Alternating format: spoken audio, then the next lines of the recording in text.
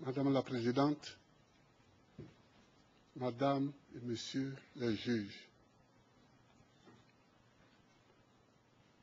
j'ai suivi ces débats. J'ai entendu beaucoup de choses. Certaines fois, je me suis retrouvé en Côte d'Ivoire, mais d'autres fois, je m'en suis trouvé tellement éloigné. D'autres fois, je m'en suis trouvé tellement éloigné. Tellement les questions qu'on posait étaient loin de ce que nous avons vécu. Et je me suis dit, pourquoi dans la justice moderne y a-t-il des camps retranchés? Parce que sur beaucoup de questions, aussi bien l'accusation que la représentante des victimes, que vous-même, vous aurez pu m'appeler, j'aurais pu donner des informations, ne serait-ce que des informations que vous aurez pu vérifier après, mais pour fluidifier le raisonnement. J'aurais pu dire beaucoup de choses sur des petites questions. Par exemple, quand on dit il a signé un papier pour déployer l'armée, jamais. J'ai signé un décret pour que tous les FDS soient mobilisés. Mais c'est une pratique qui date de 1961, qui date de l'époque où l'armée a été créée. Le chef de l'État peut, en cas de trouble, signer un décret, parce que la police, c'est la police, ensuite il y a la gendarmerie, mais si ces deux forces sont totalement submergées, elles peuvent appeler l'armée en renfort. Et donc, pour ça, le président de la République signe un décret qu'il donne aux différents chefs. C'est à eux d'utiliser l'armée ou de ne pas l'utiliser. Ça dépend de ce qu'ils pensent de la situation. Donc, c'est des choses pratiques comme ça et petites qu'on aurait pu expliquer quand le chef de FDS est venu me dire « Ah, la situation à Bobo, il y a les soldats d'IB, je pense que c'est eux le commando invisible, donc on ne sait pas comment ça va aller. » J'ai dit « Qu'est-ce qu'on fait ?» Il dit « Bon, signez toujours un décret et puis on va regarder ça et si on n'en a pas besoin, on n'en a pas besoin, mais si on en a besoin. » Donc, il y a plein de choses comme ça. Et puis, il ne faut pas me donner des parents que je n'ai pas. Je crois qu'on veut faire comme souvent en Afrique, comme en Europe, vous dites les Africains, c'est comme ça, ils gouvernent. Je ne gouverne pas avec ma famille. Moi, je suis chef de l'État, président de la République. Ma femme, elle est députée. Et Kade n'est pas mon neveu. Le mot neveu est un mot français. Il y a des neveux ici qui sont dans cette salle. Mais Kade n'est pas mon neveu.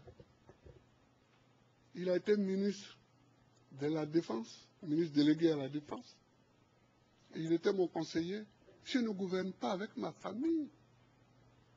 Peut-être que ça se fait comme ça ailleurs en Afrique, mais pas en Côte d'Ivoire, au temps de Gbagbo.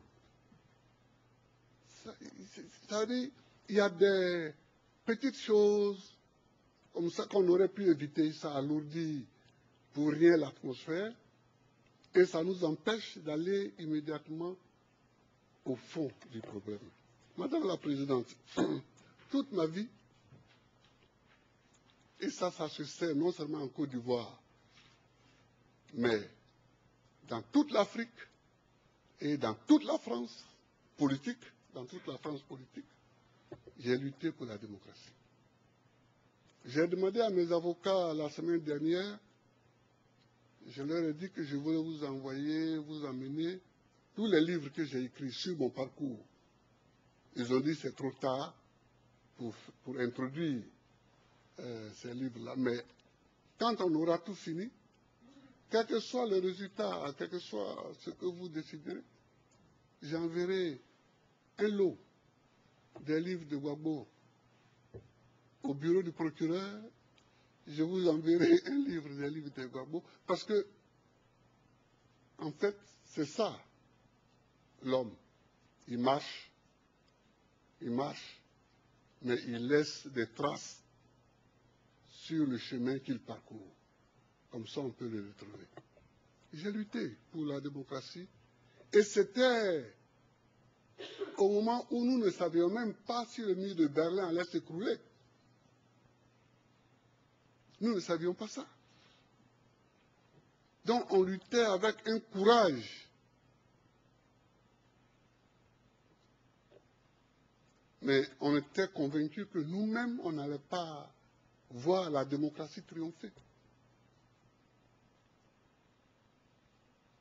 Mais le mur de Berlin s'est écroulé et nous a aidés à gagner la victoire du multipartisme et de la démocratie.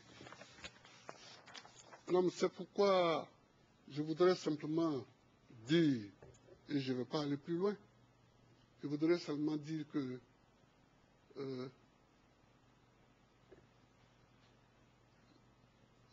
Madame la procureure, puisque ça existe maintenant en français, hein, on met un E à la fin, Madame la procureure a dit une phrase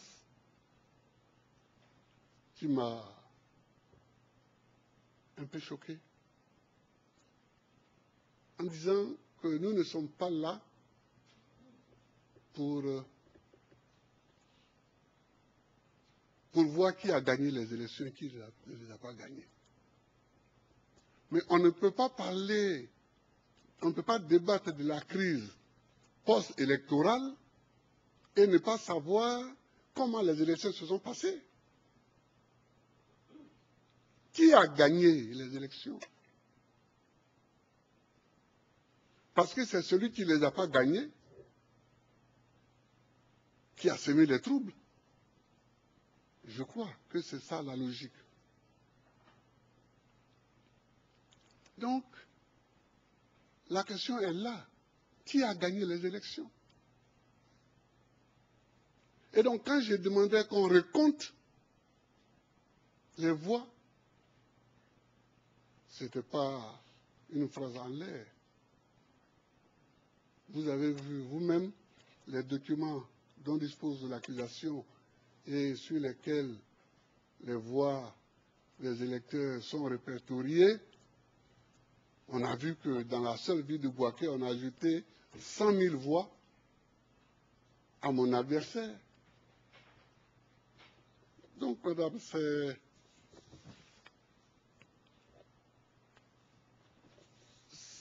ça le fond de la question. C'est ça le fond de la question. On nous a attaqué en 2002, j'ai fait mon travail. C'est-à-dire que je n'ai jamais cru que la Côte d'Ivoire allait s'en sortir par la guerre. Je n'ai jamais cru ça. J'ai toujours cru qu'on s'en sortirait par la discussion. Même si je sais qu'ils ont tort. Mais pour s'en sortir, j'ai toujours cru à la discussion. Alors j'ai parcouru toute l'Afrique. On a fait les négociations de Lomé.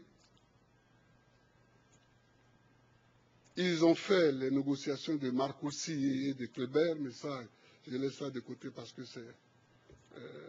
nous avons fait les négociations de Accra 1, Accra 2, Accra 3, sous la présidence de John Kufuor. Nous avons fait les négociations à partir de juin 2005 de Pretoria 1 et de Pretoria 2 sous la présidence de Thabo Mbeki. Nous avons tout fait. Nous avons tout fait.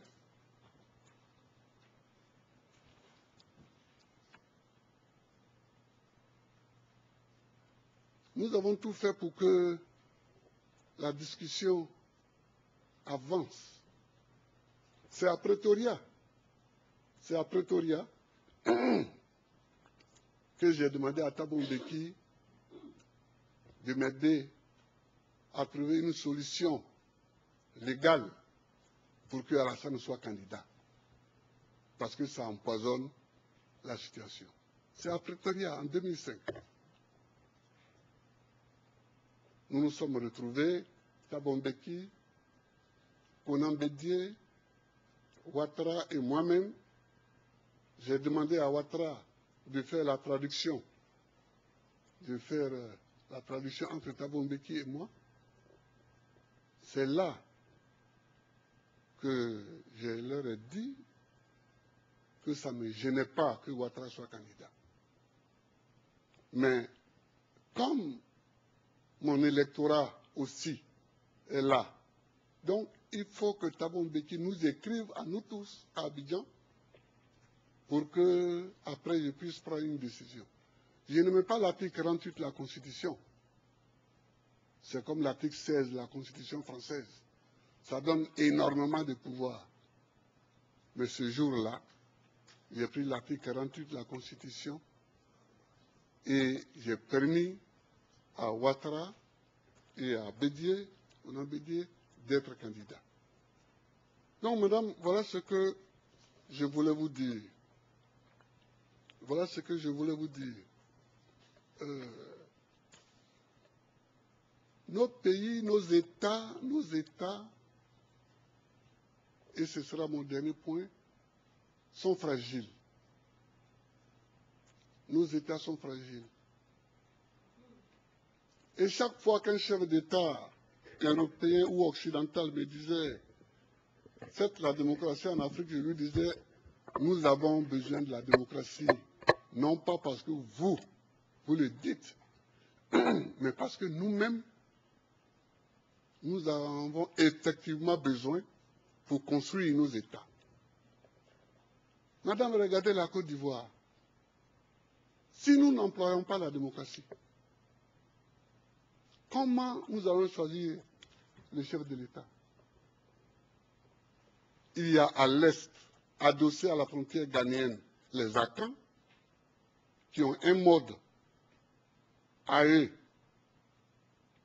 pour choisir les chefs de village ou de canton ou leur roi. Nous avons à l'ouest un pouvoir éparpillé. Nous avons au nord les Malinqués islamisés qui se regroupent autour des mosquées et à côté d'eux les Senoufos qui se retrouvent dans les bois sacrés. Quel mode électoral allons-nous prendre? Donc la démocratie nous aide parce que elle fait tabula rasa de tout cela et elle donne à chaque individu considéré comme citoyen une voix. C'est pourquoi je me suis engagé dans la lutte pour la démocratie. Et puis nous, qui venons de familles très modestes, s'il n'y a pas la démocratie, jamais on n'aurait des postes élevés. Moi, les gens avec qui j'ai été à l'école, quand j'ai été élu président, ils n'étaient pas étonnés parce qu'ils savaient mon engagement. Mais ils sont venus me saluer pour saluer mon courage. Parce que je n'étais pas le plus aidé. Je n'étais pas le plus intelligent, je n'étais pas le plus riche, je n'étais pas... Donc nous avons besoin de la démocratie, madame. Mais la démocratie, ce n'est pas seulement le vote. C'est qui dit le vote. Qui dit le résultat du vote. C'est ça aussi la démocratie. quand on s'en va prendre une nuit, le président du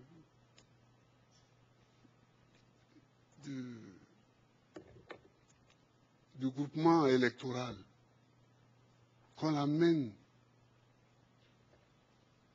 dans le QG électoral d'un candidat, qu'on invite une télévision étrangère, on lui dit de parler et on le filme, et on diffuse ça dès le lendemain matin, ce n'est pas très démocratique, ça, ce n'est pas la démocratie. La démocratie, c'est le respect des textes, à commencer par la plus grande des normes en droit, qui est la Constitution. Qui ne respecte pas la Constitution n'est pas démocrate. Madame, c'est parce que j'ai respecté la Constitution qu'on veut me mener ici. Alors, bon, je suis là, mais je compte sur vous. Je compte sur vous parce que je souhaite que tous les Africains qui me soutiennent et qui sont tout le temps ici devant la cour, devant la prison, qui sont dans leur pays en train de manifester, en train de marcher, tous ces Africains-là, qu'ils comprennent que le salut pour les États africains, c'est le respect des constitutions que nous nous donnons et des lois qui en découlent. Je vous remercie, madame. Je vous remercie, monsieur. Ceci conclut les observations finales. La Chambre a déjà annoncé que les parties et les représentants légaux communs des victimes doivent avoir la possibilité de présenter des observations écrites en rapport avec les questions examinées au cours de cette audience de confirmation des charges. À ces fins, la Chambre décide que les procureurs et les représentants légaux communs des victimes doivent présenter leurs observations au plus tard le 14 mars 2013. La défense, quant à elle, doit présenter ses observations écrites au plus tard le 28 mars 2013. La Chambre souligne que les parties et les représentants légaux communs des victimes doivent limiter ces observations aux points qui ont été discutés lors de l'audience. En ce qui concerne l'extension des observations écrites, les parties et participants peuvent présenter un document de jusqu'à 40 pages. En outre, la Chambre tient à informer les parties et les participants qu'elle rendra sa décision dans un délai de 60 jours, conformément à la norme 53 du règlement de la Cour, à compter de la date de réception des observations écrites finales de la défense.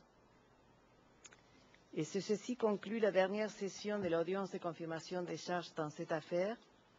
Je tiens à remercier les participants et les parties, les interprètes et les sténotypistes. L'audience est levée. All rise, vous vous levez.